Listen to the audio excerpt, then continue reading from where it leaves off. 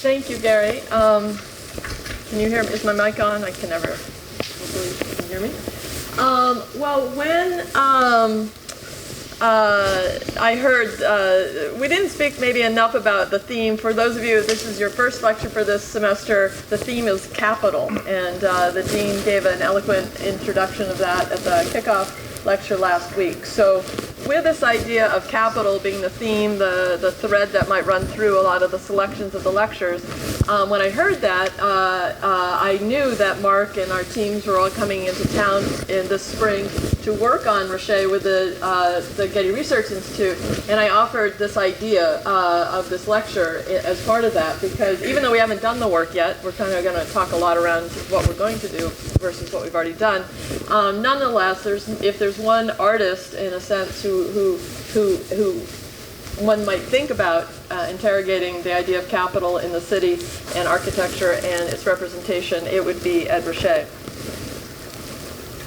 Ruscha, surprisingly, has never done yet, at least I couldn't find one, a word painting with the word capital. And in a way, his early word paintings from 1960, early 60s onward, he loved the idea that letters didn't have a defined scale. And he loved that images could make sound, and he's always making that relationship between our experience of the piece itself and the relationship of letters and cities and all these sort of things. I suspect that he would probably enjoy thinking about the word that referred to so many things at once. It's the size of a letter, it's a place like Los Angeles, and it's a type of currency. So I think, maybe somewhere in the world there may be a capital Ruscha coming into the works. But he probably did not ever touch on that because, in a sense, so many of his places that he was involved looking at already have embedded in them these latent kind of connections to the idea of those three types of definitions of the word capital. And if he was so overt, if he did something so what I call on the nose, he wouldn't ever be able to use this sort of deadpan humor and beguiling kind of personality. It would be almost too real in a sense. For architects, and most of you here are architects, the relationship of capital and the public realm goes all the way back in the West to the kind of the marriage between commerce and ideas in the agora. And so even if you just quickly look up what an agora is, it talks about assemblies and markets intertwined together as a place free of government where the distribution of ideas could flourish and propagate in a way. And in so much of Ruscha's work, there continues to be an inherent interest in the connection between everyday goods, information, consumption, communication, space, syntax, and especially all of this in his street books, or what I'm going to be calling his street books. So tonight we're going to travel back to the 1960s, LA, Venice, throughout the region. And I'm going to this is just going to be a first kind of 15-minute fly-through of Ruscha in those early years. I like it to do this because he was about all of your age at that time, and he was grappling with big issues like you're all grappling with those big issues. And then Mark is going to take over and do the lion's share of the work in a nice, amazing lecture about history in Los Angeles and especially Venice in the 60s. So for the last 50 years, Ruscha has systematically been photographing the streets of Los Angeles, not only Sunset and Hollywood Boulevard, as many of you may know, but for 50 years, Melrose, Santa Monica, the Pacific Coast Highway, and many other avenues. He doesn't even know what he's doing with all his material, but it's there. And a few years ago, I didn't realize my notes, we're going to have to go down, sorry. The Getty Research Institute acquired the entire Streets of Los Angeles archive. And as Gary mentioned, now there's these teams. There's actually now a fifth team, and we're all meeting tomorrow for the first time for a 2-day symposium on it. And we are all charged with what we might be interested in looking at this quantity of material. There's so much existing research on Ruscha. It's sort of like, where can we find new ideas? But with this new access to all this material, we're trying to work to figure that out. So that explains why Mark and I are here, but why are you all here, and why should students of architecture or anybody else in the audience be interested in this period of Ruscha? Most people go back to the beginning of when he first arrived in Los Angeles. Ruscha moved from Oklahoma City to Los Angeles in 1956 at the age of 18 to attend college. He wanted to go to Art Center in Pasadena, but it was full, so he enrolled in the Chouinard Art Institute in downtown Los Angeles. That later became CalArts up in Valencia, but it was down in MacArthur Park.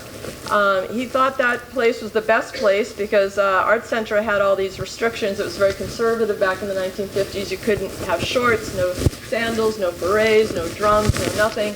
He said Chouinard had it all, and he was super happy that he didn't originally get into that place. He had to work during his time down in downtown LA, and he worked at a nearby lunch spot, opening cans of tuna and making coffee. He painted signs, he set presses at a local printing shop, and he wrote names on gift cards at Christmas for many years to make money. So all the while he was looking at words, cans of food, street life, and having ideas kind of emerge in that kind of soup. The period, it's sort of important to know that it was really at the end of the 50s, coming out of what's represented in Pollock on the left of abstract expressionism, where art was from this idea of spontaneity and intuition. And that wasn't really, Ed didn't really know even his place in the art world. He really thought he was going to go to Art Center and be involved in commercial art. And it wasn't until he began engaging with Jasper John's work and other people working in the mid-50s to late 50s with more conceptual-based, idea-based, object-based representation that began to make some sense to him. He worked on the school newspaper for Chouinard, and he was the editor. And you can see on the right here, they're making up, pretending they're Mark Rothko and de Kooning and all these, and Franz Klein. They're sort of making fun of all the old fogey abstract expressionists people. And you can also see that, knowing where he's going, that advertising, content, parody is all kind of already there in this early newspapers that they were doing at the student level. After graduation, the fog really cleared for Ruscha really quickly. By 1962, he was featured in a really important show in Pasadena Art Museum that's now the Norton Simon, in a show curated by Walter Hopps called The New Paintings of Common Objects. Okay, so this is not in New York with Andy Warhol. Andy was in the show, but this was something happening in Los Angeles here, along with Roy Lichtenstein and Jim Dine and many others. And you can see that there's an initial play of ideas of words and found objects and scale, and advertising. So he took that kind of idea, actual size, so that what you see is what you get, and he kind of brought it all together in this one piece. He had 3 pieces in the show, but this one, really sets the tone for what he begins to be interested in his work. So from this point on, common objects, be it a can of Spam, an anonymous LA apartment building, they held now a new cultural and artistic value, a kind of new type of capital, I would say, alongside their more obvious roles as financial commodities. Even the poster kind of plays into this. He was sort of at the edge between the pop movement and the conceptual art movement, and a lot of people like Solowit and other people were writing about how the artists should take a kind of different approach to their work. They should, a lot of automated, once the artist had an idea, it should be somewhat automated. So the story here is that Hopps needed a poster at the last minute. He asked Ed Ruscha to design it. Ed Ruscha picked up the phone, called the print shop, told them what they wanted, and they mailed over the poster. So this kind of almost phoning it in, there's a kind of automation of everyday resources in the city started being part of that world. Ruscha became a central figure in a very happening art scene over on La Cienega, part of the Ferris Gallery. There's a poster with some of them. I don't think one of these people's Ruscha. I could be wrong, but I couldn't forensically figure that out. And upstairs from that was the newly relocated Art Forum magazine that had moved down here from San Francisco. So Art Forum, Ed decided to get a job there as a layout artist. He had a pseudonym, Eddie Ruscha. He did this amazing, one of my favorite covers is this surrealism cover, which you have to, if you think about it, it's not digital. So he had to he literally had to figure that out. Today we would knock that out in a half an hour, and it's just a beautiful cover. There's an ad he has about his rejected book in there. So he's playing already in this world, this layout world. conversation going in this printed material with his work all the time. So that brings us up to when he started the books. And they really come out of a time where he was driving back and forth to Oklahoma City because his dad had passed away in 1959. And he started, he's always, good friends are musicians and other things. He's always thinking words and sounds and images, and he really liked the name, how 26 went with gasoline, and it just kind of, the whole thing began to emerge. And so he did this book of 26 gas stations on the route to his mother.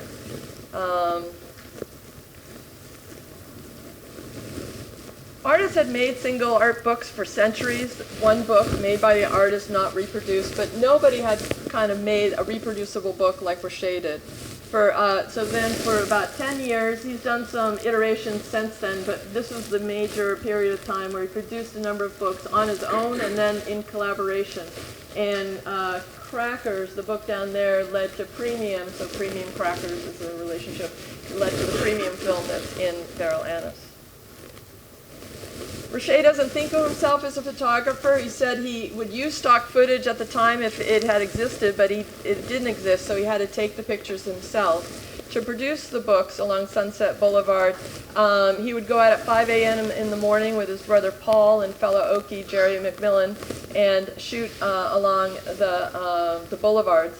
At first, the first pass at it, they were within the car, looking out the car, but he really didn't like that lack of objectivity in a way, and so they created this kind of system in the back using a 35 millimeter camera and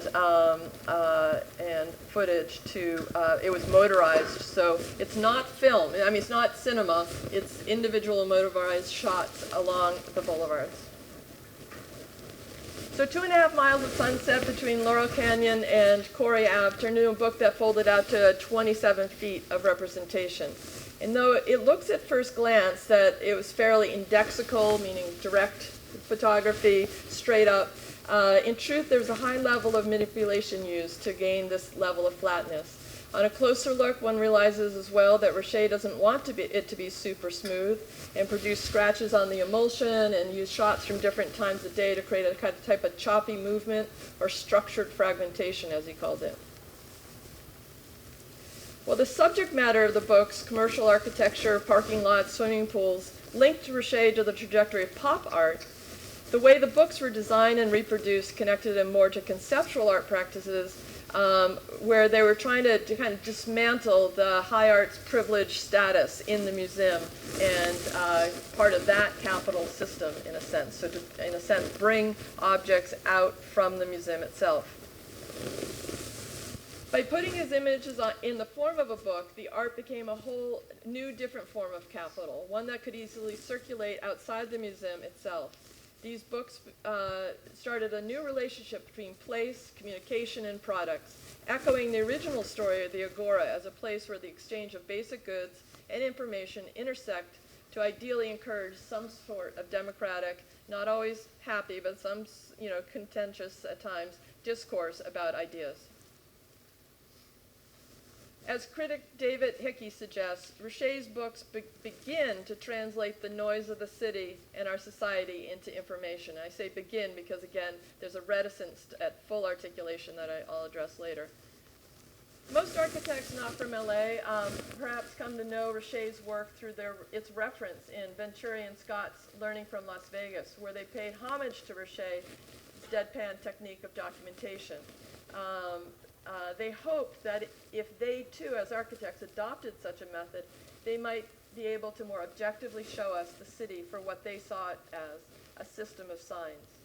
But to me, that always seemed a little off, a little too opportunistic and putting too much pop in Ruscha's book projects. For me, Ruscha's books seem to be more purposely alienating, purposely falling short of being overt about anything in particular, and definitely not easy to read in any traditional sense. Ruscha often said his book projects to him were his most difficult projects in work, and I think he was interested in that difficulty rather than the argument that one could make out of them. I often encourage my students to seek a type of productive antagonism in their work when placing their projects in the capitalist city, to counter our natural complicity as architects in its vapor production. Along with other examples such as this, so when I look at William Penn's plan, I enjoy that the landscape public space intersects with the capitalist grid. So if the grid moves products and makes money for us all, there's a tension there with the way the public space intersects it. It makes it difficult, in a sense, to communicate, to travel around the city. And the Simon Johnson piece, I was, it's humorous. It's up the alley of Ed Ruscha. He's a professor at Art Center as well. So maybe they would have intersected. Who knows? I think that is it. Whoops. I just want to make sure that this is the notes. Yeah. So I think one has to be careful about talking about Ruscha 50 years later on this work, more careful than people typically are. The photo books are cinematic, but they're not cinema. They're indexical, but they're highly authored. They're concerned with the ordinary, but they manufacture their own sense of aura. It's probably why we're all here tonight. Who is that Ed Ruscha? Where's his, what's he doing? And it's that sensibility that I think architects can learn from, more, that trickiness, more than from the book's contents. Ruscha no longer makes books regularly, but there's no doubt he remains interested in the city itself and its image. Not only did he continue shooting the boulevards for over 50 years, not really knowing what he's going to do with that footage, and now it's our problem. We've got to think about what it's all about. But Ruscha continued to look at opportunities for his work to find its way back outside of the museum and in the city again. So these are two pieces that I think do that. So that brings us to the here and now. Before I turn it over to Mark, I have a couple more comments about what we're about to embark on starting tomorrow at the Getty Research Institute. The 5 teams will try, in a sense, to make sense out of what's going to be put in front of us. And we are all going to scatter and do different things and work on it for multiple years. Sorry, I just have to... In a sense, the project at the Getty will and will not be looking at the work of Ed Ruscha. For what we will be looking at are both the archival information that went into the making of the books, so not the books themselves, but the stuff behind the books, but a whole heck of a lot of other stuff that hasn't even been processed or even seen by Ruscha. And intellectually, I find that both confusing and very interesting. As we start looking at the thousands of feet of other material, most of which Ruscha has never seen, questions of authorship will continue to loom over the project. For me, figuring out Ruscha's connection to the archive of unused footage is a type of ghost in the machine issue, something that is there, but not always something in the way. By turning linear things, even non-narrative things, like Ruscha's serial images, into a database format, these images will be changed. The widescreen cinematic effects of early Ruscha paintings, his fascinating with the vast continuousness of everyday boulevards along everyday buildings along the boulevards, are all touched by his desire to have a dialogue with our cinematic imagination of the West. A sensibility that will by now might be potentially wiped out by making this collection a database, while opening up, of course, other new possibilities for the work. No matter what does happen to the material, I do feel that the most subtle and poignant ingredient in Ruscha's work, both his paintings and his photographs, his latent sense of nostalgia, might be the first thing to be transformed. When one consumes Ruscha for any extended period of time, you notice the ever-present taste of the past, the smell, the texture, the sound of the not now but then. In a sense, I might argue that the city he was documenting in the 1960s was more connected to the city he visited when he was a child. That city, Ruscha said, threw romance in my, quote, threw romance in my face with its vegetation, its sunset, its Hollywood glamour, and it had a great impact on him. When Ruscha returned to LA to go to college a decade or so later, he notes that he emerged from his car to feel his eyes burn from the smog. And I think that burning feeling remained in Ruscha's eyes to this day. Remains in his eyes to this day. I'm really having a hard time navigating the notes. Okay, so, and for me, to some extent, that makes, when I look at the Streets of Los Angeles project, that I almost see them more as an autopsy rather than a portrait. The city was, in a sense, frozen at some level of, in its temporal dimension. The opening line of Banham's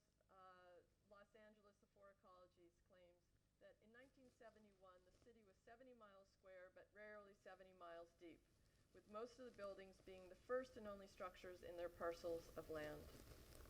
But by the 1950s onward, the city was changing, and the city organized, and a city organized through the linearity of the boulevards was really cresting, and the city was beginning to be organized in very different ways. That's something that's emerged into the kind of city that we have now.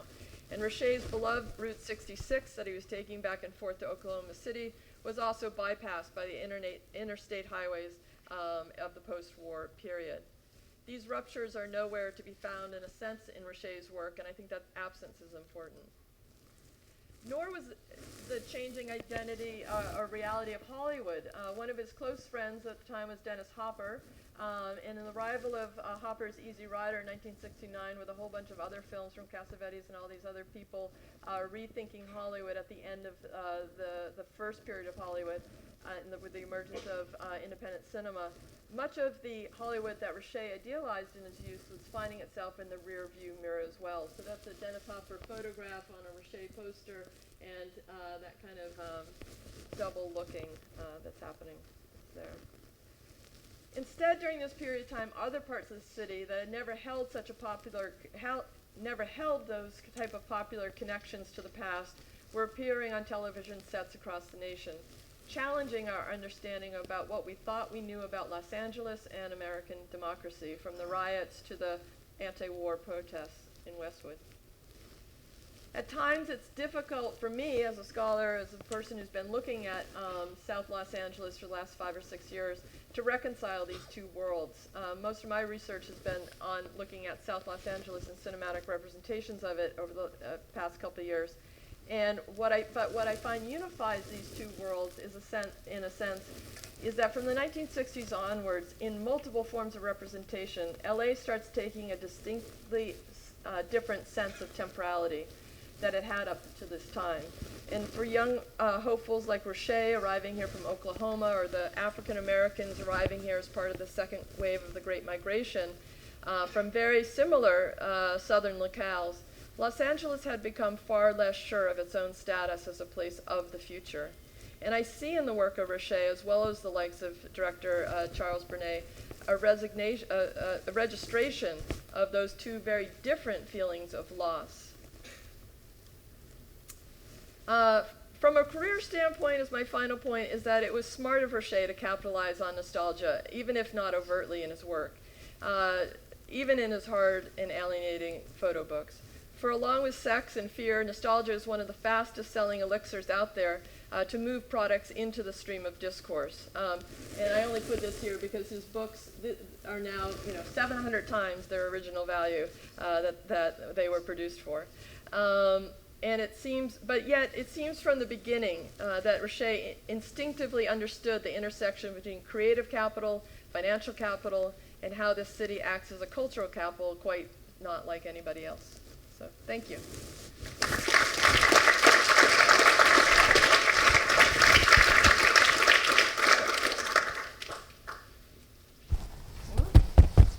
that the right thing to do? You're going to bring up you. Seems okay. Thanks.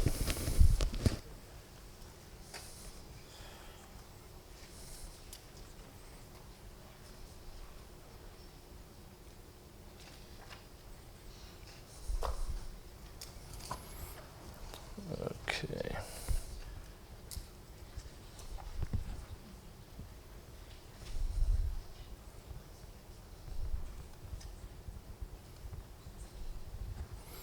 Okay, great. Thank you very much. Thank you for being here, all of you. Thanks, Amy. And let me take this opportunity to thank Dean Curry for the occasion of this series and for inviting me.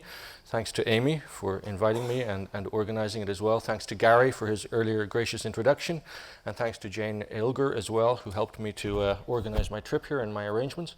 So it's a great pleasure to be here. And I'm going to talk, I'll mention Ruscha here and there as I go along, because certainly he's one of the important visualizers of Los Angeles in the 1960s. And I'm going to talk about, I suppose, the larger question of new innovations in the visualization of Los Angeles in the 1960s, which as a film historian I see as one of the most important laboratories in human history for the visualization of urban space in general. And I'm working on a book which I'll tell you about a little bit in a minute. So I'm going to mention Ruscha here and there. He won't be the main topic of my conversation, but certainly he's in the sidelines and comes in and out.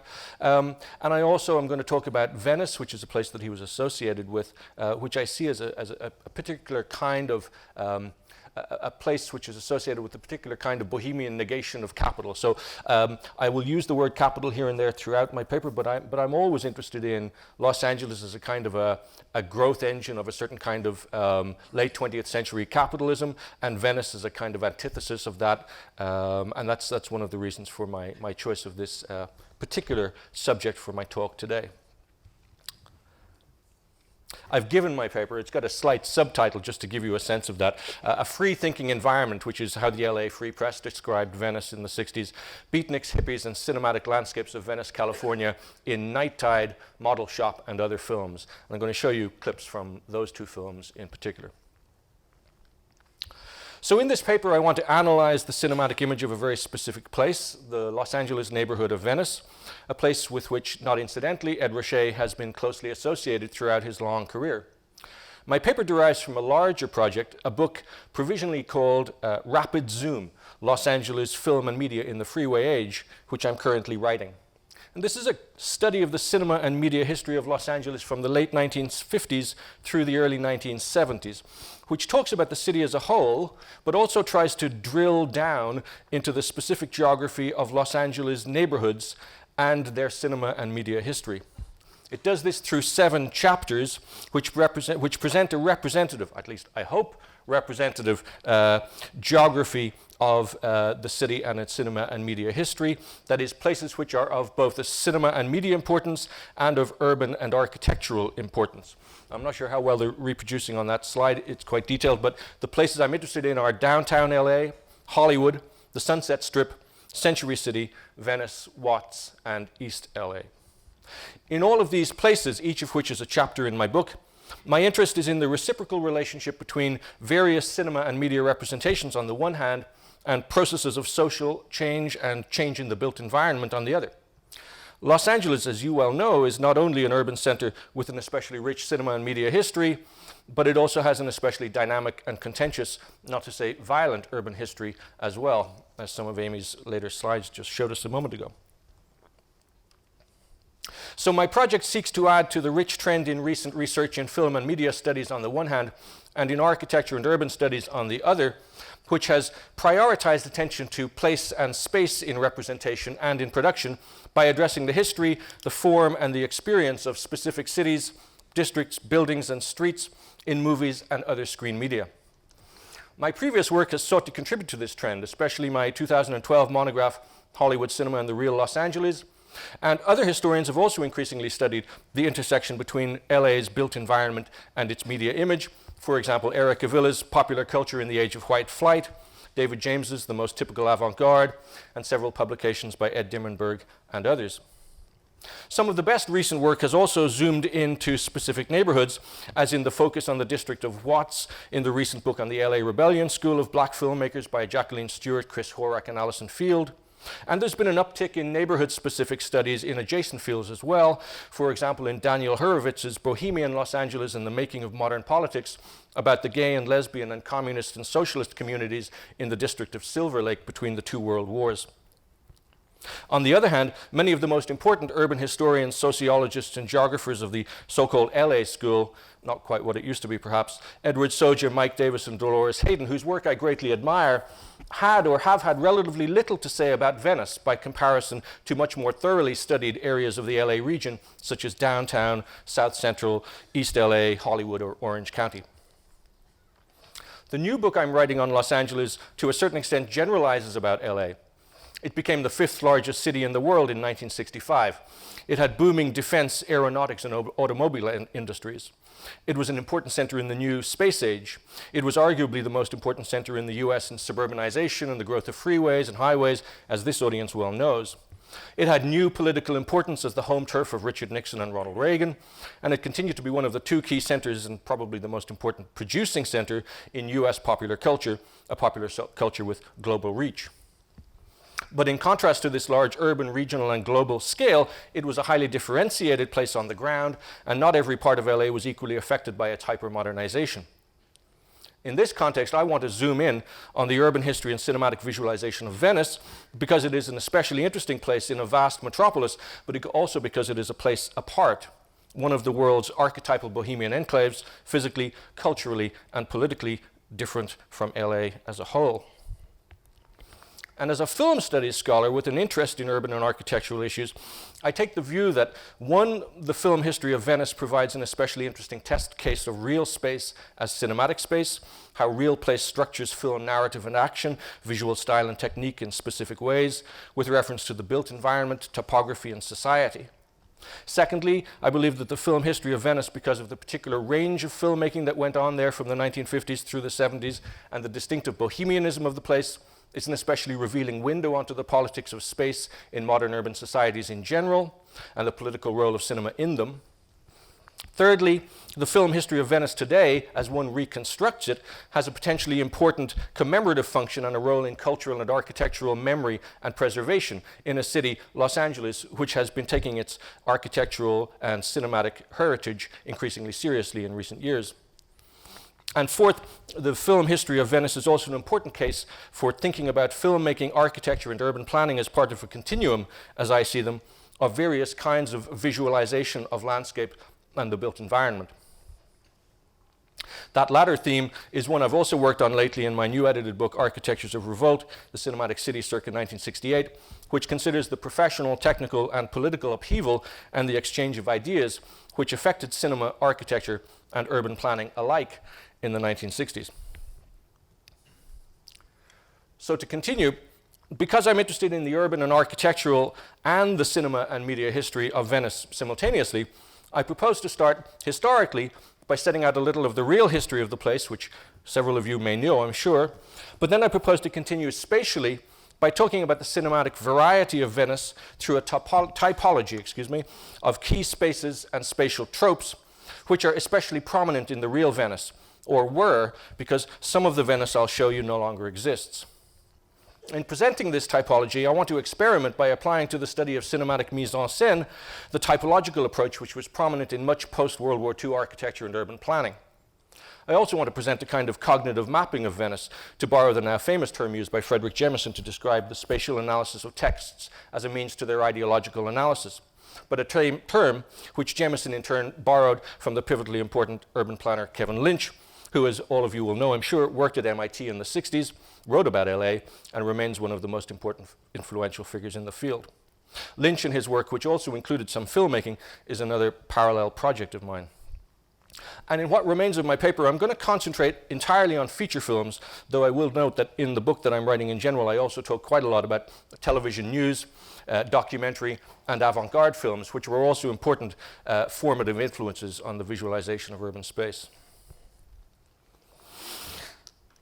So a little history. The seaside resort of Venice, California, was built around the turn of the 20th century and opened in 1905 by the speculator and realtor Abbot Kinney, deliberately modeled on the Italian original Venice and also partly inspired by the 1893 Chicago World's Columbian Exposition, which had showcased the architectural and urban planning principles of the City Beautiful movement, i.e. a decorative neoclassicism inspired by the teachings of the École des Beaux-Arts in Paris. Kinney designed Venice as a Southern California adaptation of these, especially in its beachfront colonnades and its inland network of canals, to which were added a not very Venetian pier and boardwalk with music halls, dance halls, bathhouse, coconut shies, exotic displays, roller coaster, merry-go-rounds, and Nickelodeon. The resort was a huge success and a major regional attraction for the following 20 years, and as such, it was a frequent filmmaking location. Kid auto races at Venice, Number Please, and numerous other slapstick comedies in the 1910s and 20s presented happily chaotic but quite celebratory portraits of the seaside resort, or used as a backdrop, as a quintessentially modern environment of risk and opportunity, a fact that I discussed at length in my aforementioned book of 2012. Eric Avila, in Popular Culture in the Age of White Flight, points out that Venice became one of the most important outlying commercial and residential districts in LA's new and very expansive streetcar system, a mass transportation system which was one of the most advanced in the US at the time. In Los Angeles and the History of Forgetting, Norman Klein explains that Venice was promoted as the Coney Island of the West, quote unquote, pitched at the Sunday worker and his family riding in imperial splendor to the ocean, as Klein puts it. But the development soon collapsed, and while it retains some importance as a regional center for light industry and residential suburbs, its amusement orientation declined. Abbot Kinney died in 1920. There were ongoing problems with tidal water and sewage drainage, as much of Venice was on marshland. And the city, which had been an independent municipality, was annexed by Los Angeles in 1925 because its own tax base could no longer support it. Many of the original canals were filled in, the funfair shrank, and Venice became known for gambling and prohibition, drinking during Prohibition, and for the discovery of oil, which took place around the time of the coming of sound to motion pictures in the late 1920s.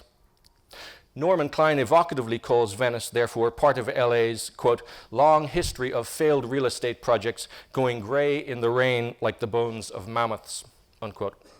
To which I would add, cinematically speaking, that in the 1930s, the old-fashioned amusements of Venice were eclipsed by Hollywood, movie-going, the myth of the studios, and other frequently Art Deco places, such as the Hollywood Bowl and the nightclubs of the Sunset Strip in other parts of LA, which was an increasingly automobile-oriented sprawl.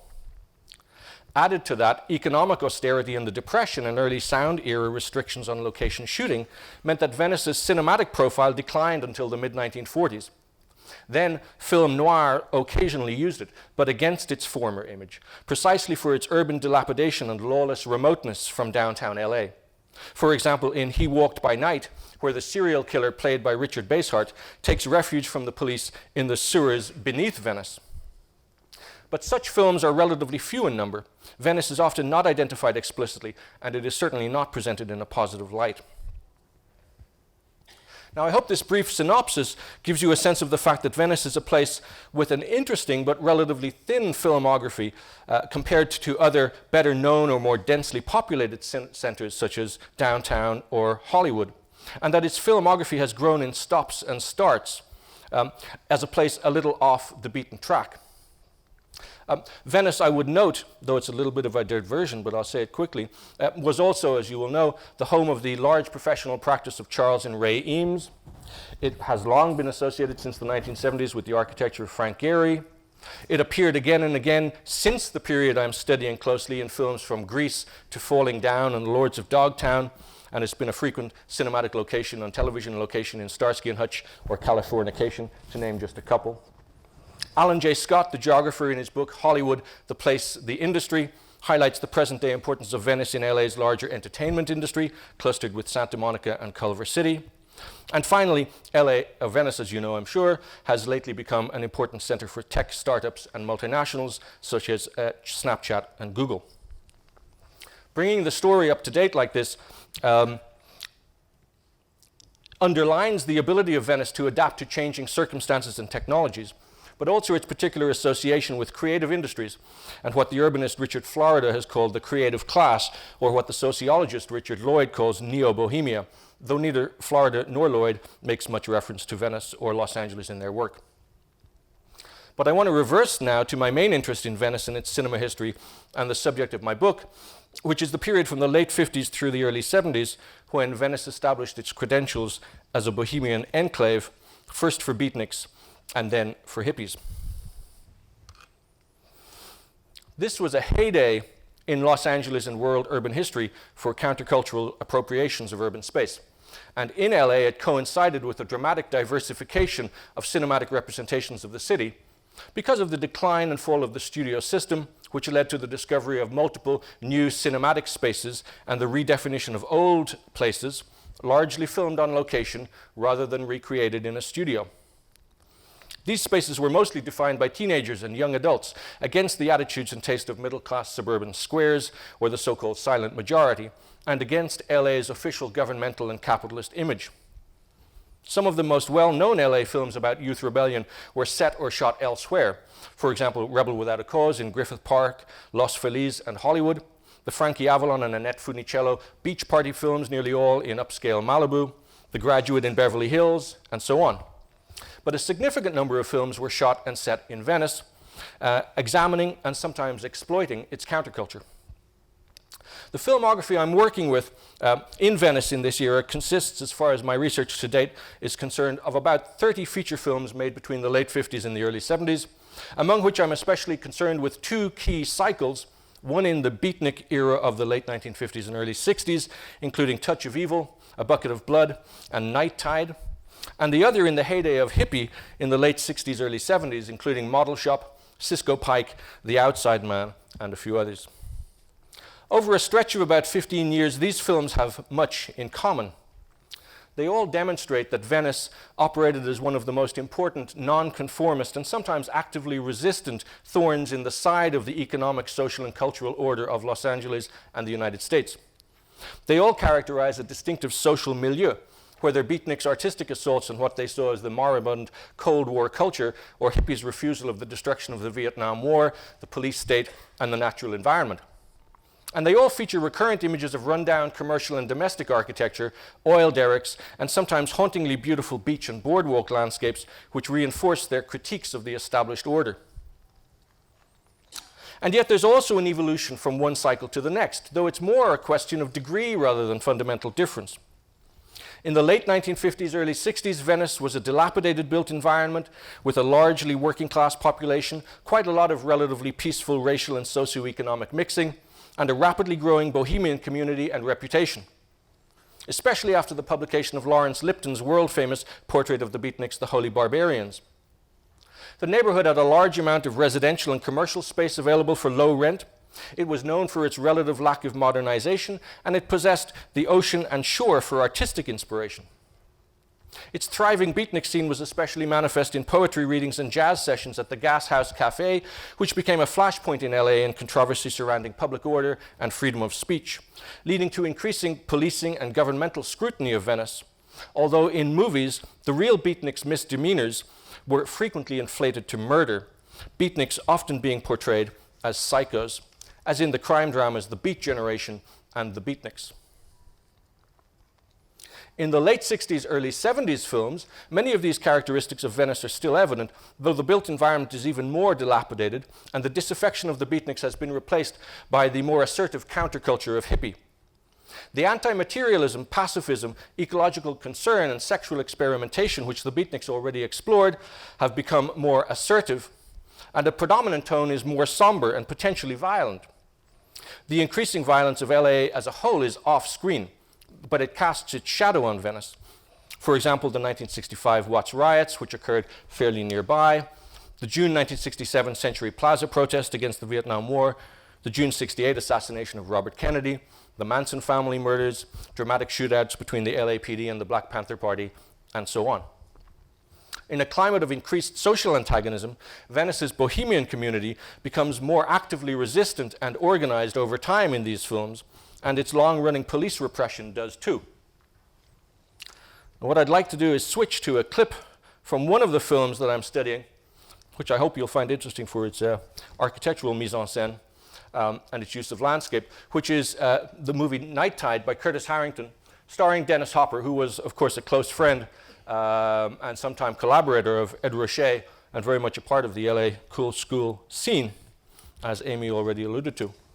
And I'm going to show you a clip from early on in the film. I don't know how many of you know it. It's a very beautiful film. I encourage you to see it if you can, which stars Dennis Hopper as an on-leave sailor who is mooching around Santa Monica and Venice. He starts here at Santa Monica Pier and then walks his way down into Venice, who is falls in love with a young woman who is a beatnik girl, carefree and exotic, but who turns out, it's a long story, she turns out to be a mermaid and a murderer.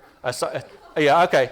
But it's got an occultish angle to it, but its poetic use of landscape is tremendously beautiful and eerie. And in the sequence you're going to see Dennis Hopper, who is just finding out that the girl he is falling in love with is a little bit more complicated than he first realizes, and who is also just learning about some recent murders that have happened nearby. And so he's talking with some people here on the Santa Monica Pier, and then a mysterious phone call comes, and I think the rest speaks for itself. But you'll see the way in which Hopper here, through his navigation of the dilapidated physical environment of Venice, allows us, and Curtis Harrington allows us, quite a special, quite a beautiful experience of the space of the place. This is 1961. Betty here.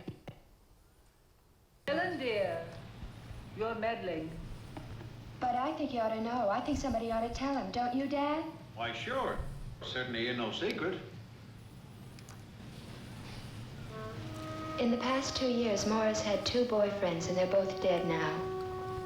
What, do the police think that had something to do with her? Nothing's been proved. No, not yet.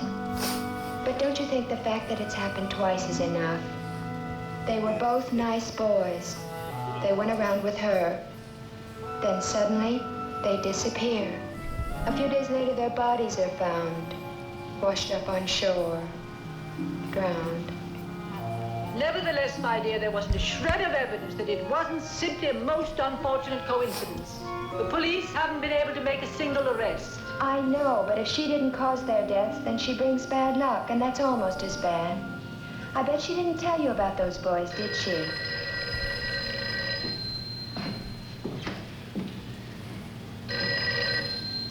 Hello? Merry-go-round. Oh, we want to ride the merry-go-round. Okay, I'll be right back. Just hold the line a minute. Hey, sailor, it's for you. That's funny because nobody knows I'm here.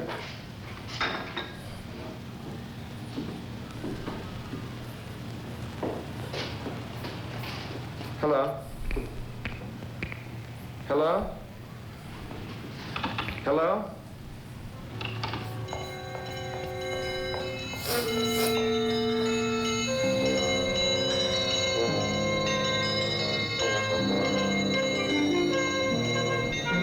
Who was it? Oh, I don't know. Look, something's come up. I'm gonna have to go. Thank you for the coffee. Just a minute, young man. Do drop by and see me. The cards will tell you a great deal.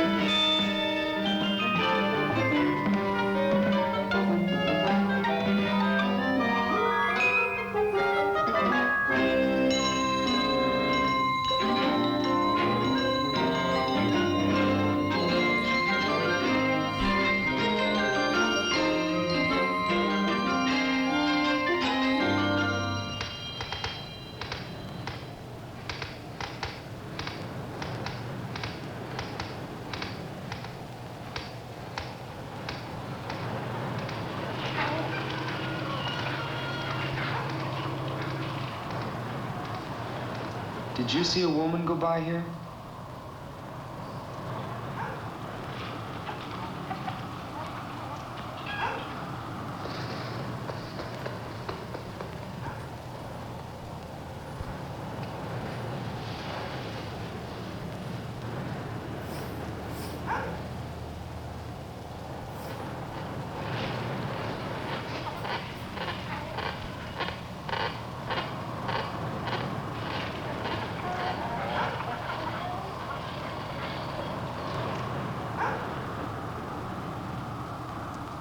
Okay, I'll pause it there for reasons of time, but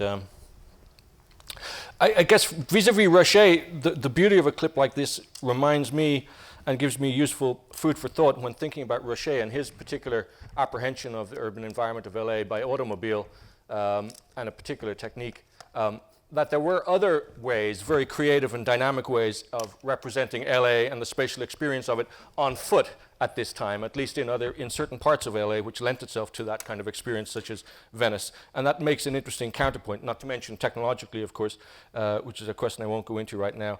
The comparisons and contrasts to be made between Ruscha's technique and actual motion picture technology. But let me continue. I want to shift a little bit my emphasis from historical processes to spatial patterns. And I want to argue that the spatial patterns I'm identifying in these films in this particular period of time are specific to that place and time, Venice in the early 1960s. And I'm also motivated in this shift to spatial patterns by a desire to experiment in film analysis by transposing, as I said, some of the principles and methods of architectural and urban planners to film studies. As many of you will know, I'm sure, architects and many architects and urban planners in the 60s were especially interested in LA as a kind of laboratory of the future. Kevin Lynch in a good part of The Image of the City, Rainer Banham in Los Angeles, The Architecture of the Four Ecologies, and Venturian Denise Scott Brown, who Amy already mentioned. All of these very influential figures broke new ground in taking seriously the study and analysis of urban sprawl and the perceptual processes which citizens or users of a city engage in to make sense of it. Hence, for example, Lynch's interest in understanding what he calls the cognitive mapping of urban environments and what he calls their legibility or illegibility. In the architecture of the Four Ecologies, Rainer Banham admires but also laments, quote, romantically blighted Venice. When I first saw it, bridges wrapped in barbed wire because they were dangerous spanned a single slimy canal among abandoned oil machinery and nodding pumps that were still at work. Desolation was everywhere, except where a narrow strip of houses straggled down to the beach, and where 2 or 3 blocks of the original arcaded shopping street still survived on Windward Avenue. We see this sense of desolation in several sequences of Night Tide and in Touch of Evil, surely the most important film noir ever made in Venice, and a film in which Venice stands in for a lawless Mexican border town, but which I like to read as an allegory of beatnik Venice because of its use of the place and its narrative of narcotics and teenage gangs.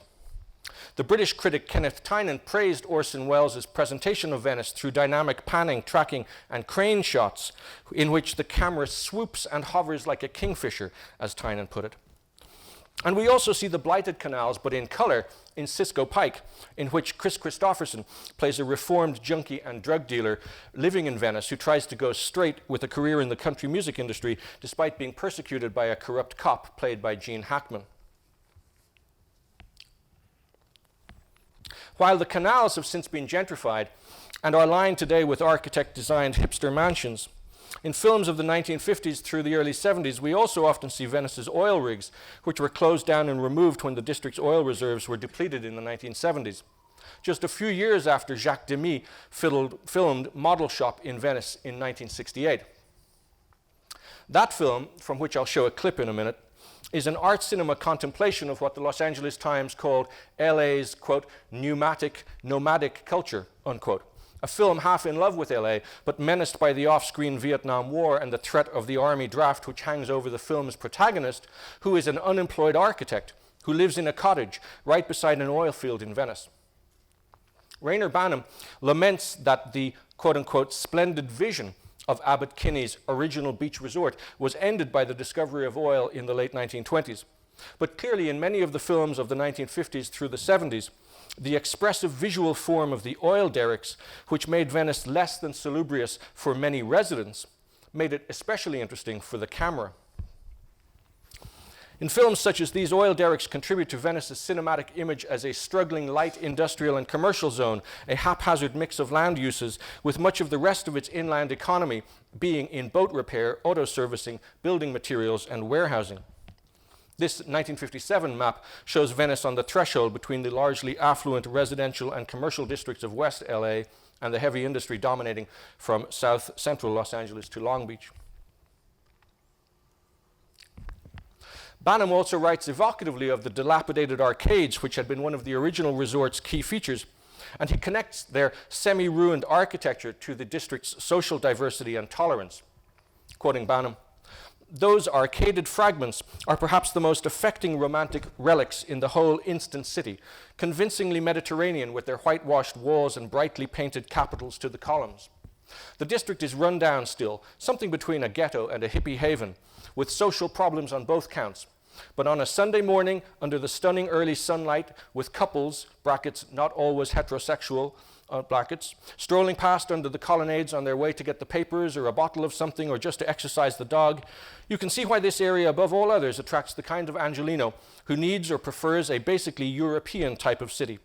Kinney's dream has come true to that extent, but may not long survive the impending avalanche of affluent aspiring house owners who are just discovering the abundance of attractive building sites along the banks of the rehabilitated canals." Unquote. One can witness the gradual demolition of the arcades over time in various films of this era, for example from Touch of Evil, where they are mostly intact, to Model Shop and Cisco Pike, where there are very few left. And they are also evident in some important shots in Jacques Deré's thriller The Outside Man and Homme est mort from 1973, in which Jean-Louis Trintignant plays a hitman sent from Paris on a mission to kill a mafia boss. In these films, we see that Venice is a place of very low or low population density, but that despite that, it is socially diverse. The Mexican child in Night Tide, an elderly woman on the boardwalk in Cisco Pike, hippies walking dogs in The Outside Man. Such images give the place an appealing demographic marginality, and in its frequent images of children and the elderly, also a kind of fragility. Besides Banham, this characteristic was also appreciated by other visitors, such as the French sociologist and philosopher Edgar Morin, who wrote in his California Journal of 1970 of how impressed he was by Venice beaches, kosher stores, synagogues, elderly men and women, hippies and young blacks, all of which were bathed, as he put it, in setting sun, calm, and peace. Numerous shots in Venice films of this era present the beach, occasionally as a place where beatniks sit and chant, though more often as an empty space which reflects back the protagonist's disillusion. It's worth noting here that as historians Greg Hayes and William Deverell have noted, in LA, public beaches have historically had an important role as public space, given the city's general lack of public space compared to other US and major international cities. Banham describes Los Angeles beaches as, quote, "what other metropolises should envy in Los Angeles more than any other aspect of the city," unquote. And yet only some of these films foreground the beach. Some avoid showing it altogether, such as Model Shop. A few suggest the romantic sublime, but sullenly, Cisco Pike. And some, such as Night Tide, are interested in exploring the epistemological challenge of the ocean, its infinity, its organic forms and values, which seem to evade the mutual implication of landscape and power described by W.J.T. Mitchell.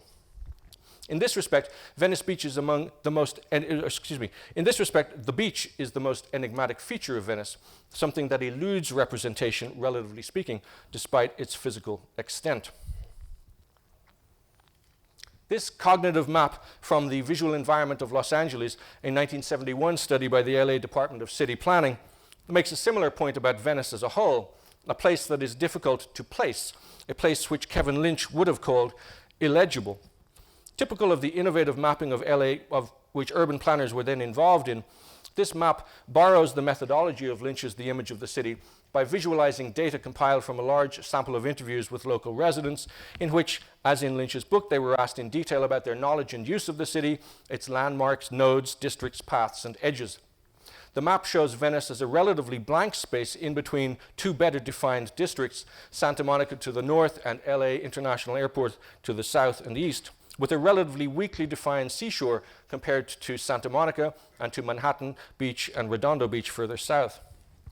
Incidentally, research I have recently carried out at MIT, where I've been looking at the papers of Kevin Lynch, suggests that this map was probably executed for Lynch by a contact of his in the LA City Planning Office, Robert Dannenbrink, who later worked for Gruen Associates and on the design of the campus at UC Irvine. The cognitive difficulty of Venice is matched in the films by what the city's dominant white Anglo-suburban middle class saw as its marginal culture, though the films are mostly enamored and admiring of counterculture, certainly in Night Tide, which portrays the beatniks with authenticity and affection. Though other films are sometimes ambivalent and mocking of Venice's counterculture too, as in the Roger Corman exploitation film Bucket of Blood. Mostly filmed on low-budget sets for interiors, but with some important outdoor location shooting in Venice, that film is a parody in which a lazy young waiter at a Venice beatnik coffee shop becomes a celebrated sculptor by murdering people, covering them in plaster, and displaying them as sculptures for the appreciation of beatniks and visiting art connoisseurs. It's a great film, wonderful. Even that film, I'm not sure what Ruscha would make of it, but even that film, however, confirms that in Los Angeles at this time, there was an opening for a new creative economy, or if you prefer, for an authentic counterculture which would later be commodified against its will, of which the beatnik coffee shop or bar is iconic. While there is only a little literature on filmmaking in Venice, the art historian Cecile Whiting has explained that painters, sculptors, and photographers such as Wallace Berman, Ed Kienholz, Dennis Hopper, and Ruscha in the so-called LA Cool School found that Venice specifically appealed to what she calls their taste for the decrepit, quote-unquote. Sarah Schrank has explained that Venice Beach became one of very few places in Los Angeles at the time, quote, where a handful of ragtag bohemians produced their artwork on the margins of the city, unquote, despite red baiting, racism, heavy-handed policing, and what was then widespread hostility to the arts in LA. However, somewhat surprisingly perhaps, Venice was only secondarily a center for experimental film. Andy Warhol enlisted the help of Dennis Hopper, who lived in Venice, to make his landmark narrative feature, Andy Warhol's Tarzan and Jane Regained, sort of, from 1963, much of which was shot in Venice. And David James has pointed to three groups of young LA filmmakers who chose to reside in Venice in the late 60s, the members of the LA Newsreel Underground Documentary Collective, which attempted to collaborate with the Black Panther Party in Watts, the UCLA film students associated with the psychedelic light show company known as the Single Wing Turquoise Bird, and the architects and designers associated with the so-called Environmental Communications Collective, who were inspired by eco-friendly architecture and a Buckminster Fuller-type utopianism. Now for a second clip, let me show you the opening sequence of Jacques Demy's Model Shop, which is about an architect rather than an artist as such, although Demy's architect has an artistic temperament and struggles with creativity. Bear with me for 1 second while I switch to the DVD. I had to switch DVDs there in a second. I'm just going to show you about 3 minutes of this and then finish in another 5. Okay, fingers crossed.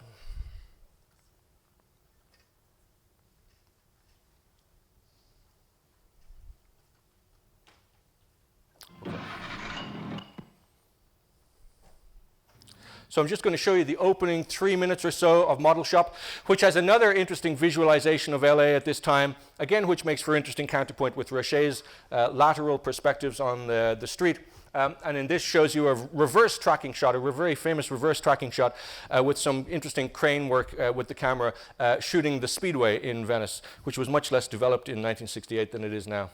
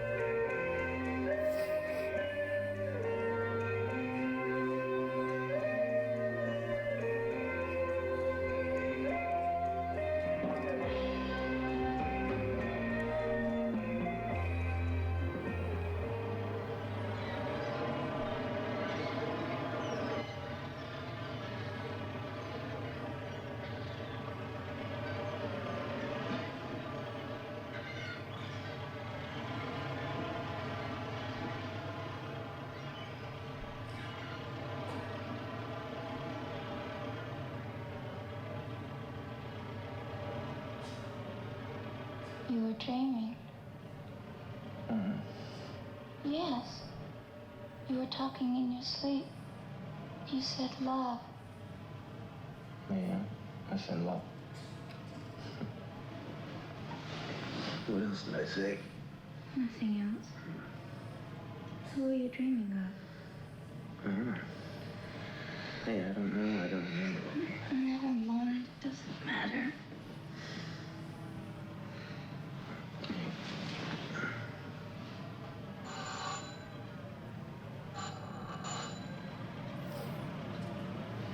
Are you expecting someone? No. Okay, I'll stop it there for time. You get a sense of the interior mise-en-scène as well as the exterior of the house. So, on the one hand, this beautiful opening sequence shot introduces what is a deliberately bleak and slow film. As a whole, the temporality of the narrative decelerated by the fact that the protagonist, George, feels there's no point in decisive action because at any moment he may be drafted to Vietnam. So I have lost my place in my slides, so I should just get that back. Bear with me. Okay. The sequence nicely visualizes the temporality of Venice as a whole, which the LA Times columnist Jack Smith evoked by saying as follows in 1971, quote, "Venice is a place where the past is still hanging around, waiting for an appointment with the future, but the future hasn't shown up. In the meantime, it's a kind of no man's land given up by default and occupied by irregulars and their dogs," unquote. On the other hand, the sequence presents the cottage as a kind of refuge, albeit a rickety structure. The art historian Sarah Schrank and several others have argued that Venice's nonconformist artistic profile emerged as a defensive concentration in a city where urban sprawl made the formation of artistic communities and art markets especially difficult. So it seems opposite that most of the internal spaces occupied by beatniks and hippies are intensely secluded, physically cluttered and emotionally invested spaces. Not only their coffee shops and bars, but their domestic space, i.e. the beatnik or hippie pad. These beatnik and hippie spaces readily and appealingly lend themselves to a psychoanalytic reading a la Gaston Bachelard, in contrast to mid-century modernism in architecture and design of the type which was so influential in LA around that time and which Bachelard railed against in Paris. Such architecture is not prominent in any of the Venice films I'm discussing today, but comparable films of the era such as Franco Rossi's Smog and Michelangelo Antonioni's Zabriskie Point do mount a powerful critique of it. The official City of Los Angeles Venice Community Plan study of 1968 declared, with more or less no concern for the district's bohemia, either public or private, that, quote, "The age, value, and general condition of housing in Venice are all below city norms," unquote. It argued that much Venice housing met Department of Housing and Urban Development definitions of deteriorated or dilapidated housing stock and needed to be torn down. The study therefore proposed a wholesale leveling of Venice and its replacement by modern condominiums, shopping malls, and a freeway which would bisect the entire district from northwest to southeast. This plan was just one of many such expressions which seemed throughout the first 25 years after World War II to herald an inexorable, quote-unquote, triumph of modernist planning, automobiles, and real estate speculation over authentic communities and places. From the 1940s through the early 70s, plans for a Venice freeway were regularly tabled, such that even though a Venice freeway we now know was never actually built, the threat of the freeway hung over the community like a sword of Damocles, meeting especially fierce resistance from the hippie community in the late 1960s, when questioning of modernist planning increased generally, not only in Venice, but worldwide. This slide shows that Venice had so far managed to avoid freeway construction, but only just. Of course, the freeway became increasingly iconic in films set in other parts of LA. My favorite example is the 1972 screen adaptation of Joan Didion's Play It As It Lays. But Venice had only the so-called speedway, which was described by the Venice Community Plan study as, quote, "one of the only concessions to vehicular transport in the district's original plan," unquote. While Rainer Banham calls Venice unusual in LA in being the preserve of the pedestrian, in cinema, the speedway, the 3-mile-long, narrow but straight and unmarked road just behind the seafront, often lends itself to poetic descriptions of driving, as in the opening sequence of Model Shop or in the high-speed vehicle-mounted shot of the Mexican police detective played by Charlton Heston in Touch of Evil. The speedway and its appearances in these films contradict the rationalist logic of LA's freeway-dominated transportation system, and they're matched in this by other outdoor locations which corroborate a sense of Venice as different or even defensive space. Becky Nicolaides, writing on the history of LA's working class, has shown that although Abbot Kinney, who originally built Venice, had crusaded for Anglo-Saxon racial purity through eugenics, Venice never constituted the lovely garden suburbs dreamed of or realized in other largely white middle-class or upper-class districts of the city. In the films, instead of lawns, we see Venice's characteristic narrow lanes between modest timber frame houses, lanes which run perpendicular to the shore and which residents typically filled with potted plants, peace signs, or artworks to make a modest garden. The Venice Community Plan study saw these too as a problem, complaining that, quote, much of the land is divided into narrow, substandard lots which make high-density development difficult. In the early 70s, the long standoff in Venice between Bohemians and modernization, between Bohemians and the middle class, between Bohemians and city government came to a head. An innovative, largely photographic study, Venice, California, and Urban Fantasy, by the German Horst Schmidt-Brummer, documented Venice's power struggle in series after series of images of Venice buildings, people, street signs, and street art. These reflect what seemed to be the influence of the serial photography of Ed Ruscha and his famous photographic studies, as well as the profusion of photographs of neon lights, street signs, and parking lots in Venturi and Scott Brown and other works from the era. But Schmidt-Brummer's work, like most of the films I've discussed here, seems to me more evidently committed morally and politically than those others. In fact, as the preponderance and arrangement of these sample images suggests, he clearly sympathizes with the besieged Bohemians while contributing to the recording of their distinctive community and its increasingly resistant identity. This resistance is epitomized by his reproduction of the cover page of the local underground newspaper, the Free Venice Beachhead, from June 1971, which railed against the Vietnamization of Oceanfront Walk and attacked on the city's development plans, which eventually bore fruit, as most of the city's plans never came to pass.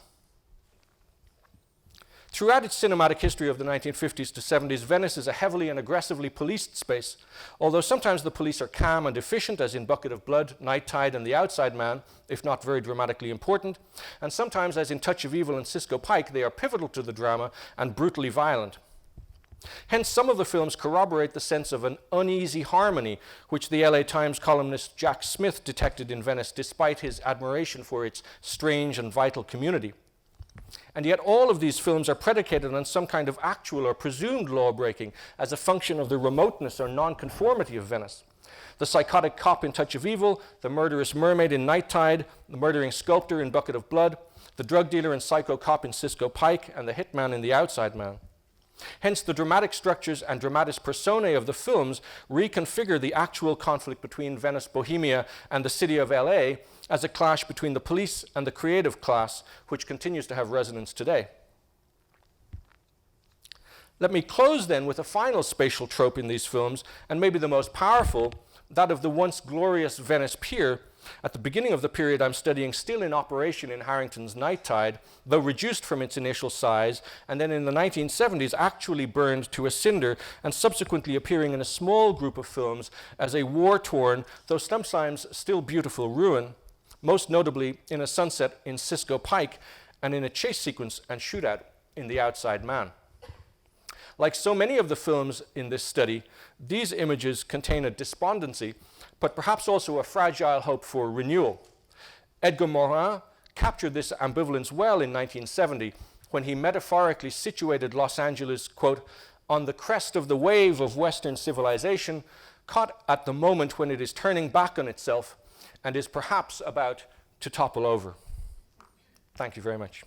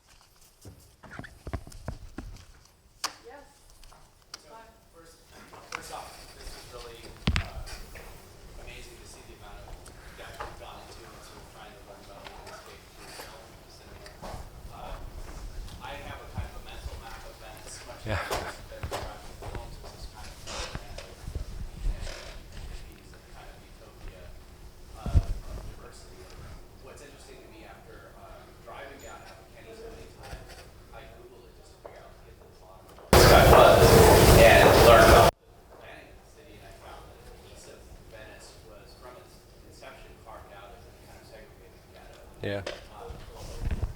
And it seemed to me that the intention with that, and then through the future growth of the city as kind of the town of Venice, I guess, as having this segregated neighborhood situated within it, kind of fights against this image that's projected onto it of a kind of a egalitarian society, beatniks all living together happily and being repressed by the police. And I wonder if even if that ever bore out demographically in terms of census data, did it ever desegregate? Certainly we can look at it now and see it's very different today than from the 60s and 70s. And because I can only picture it at this time, mentally, do you feel that there's sort of cinematic projects that kind of bore witness to that evolution? Cinematic witness to Oakwood and to its particular kind of project. I'm not aware of films, maybe others in the audience are, but I'm not aware of films that are specifically representing that part of LA or that particular demographic model. But David's just put up his hand. The one I would expect you to know somebody, but maybe David will. A student in the visual anthropology department at USC, Mike Kowalski, Okay. made a documentary film heavily inspired by Straub Huye Okay. about Oakwood Uh-huh. about 1993. Okay. Thank you. So your questions allowed me to learn something too, which is fascinating. But we wouldn't say it's an area with a large filmography around it, right? Pretty thin. So and it's not a community that I would see as having developed certainly what Abbott Kinney originally hoped for it. Yeah.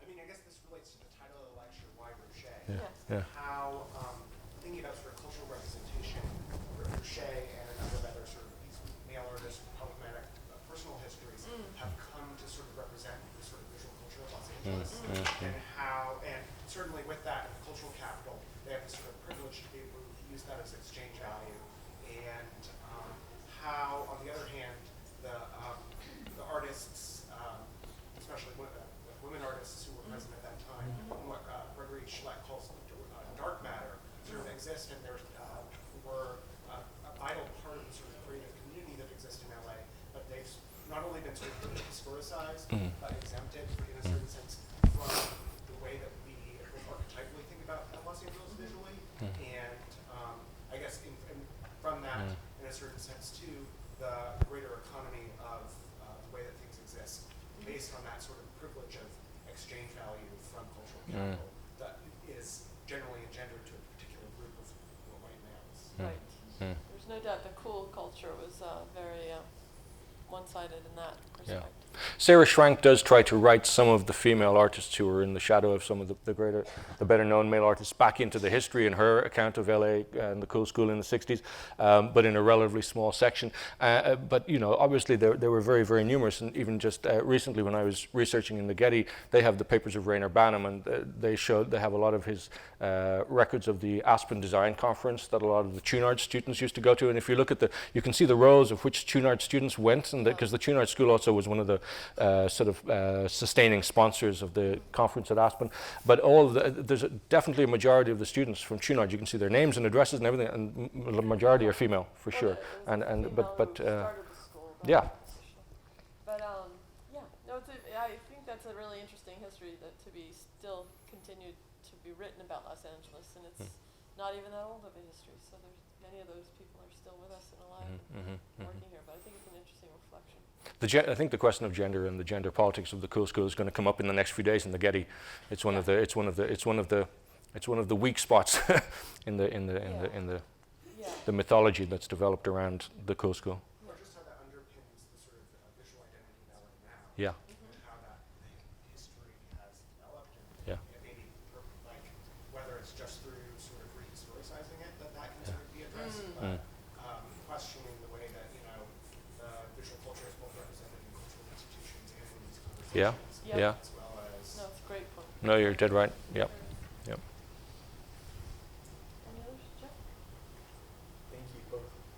Did you look at Wild Angels by Roger Corman? I know the movie. I'm not writing about it at length, but I know it well. Yeah, just the scenes of Venice. Yes. Yes. Speak about that transition to violence and motorcycle gangs, and that in the 60s. Yeah, the increasing aggression, and of course, the increasing aggression, and absolutely, and the iconography of the motorcycle and so on. Yeah, it's an important movie. It's not one that I've written about at length yet, but I will build it into the filmography. But it obviously moves around the city quite a bit. But I mean, Corman seems to me to have had a very skeptical attitude towards LA Bohemia in general. Yeah, no, you know. I talked to him about it. You did? Great. And thinking that I think it was. I mean, there's a kind of morality tale, Yeah. right? And the whole Yeah. thing. It's about Yeah. looking at what's Yeah. happening to culture.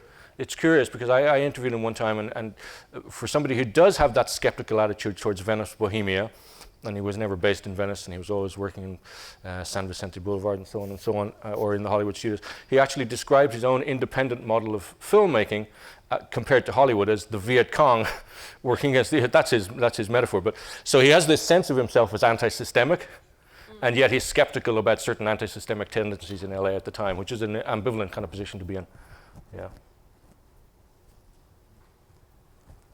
Hopefully, after a couple of years from now, if we finish the Ruscha stuff, we'll have a whole bunch more things to talk about. And I would someday love to talk about my work in the cinema in South LA and more relationships with the film school. So hopefully more of this can happen. And I think if you have not gone through the show, the little room in Verillanis, I think Gary and his group, Nate, are you still here?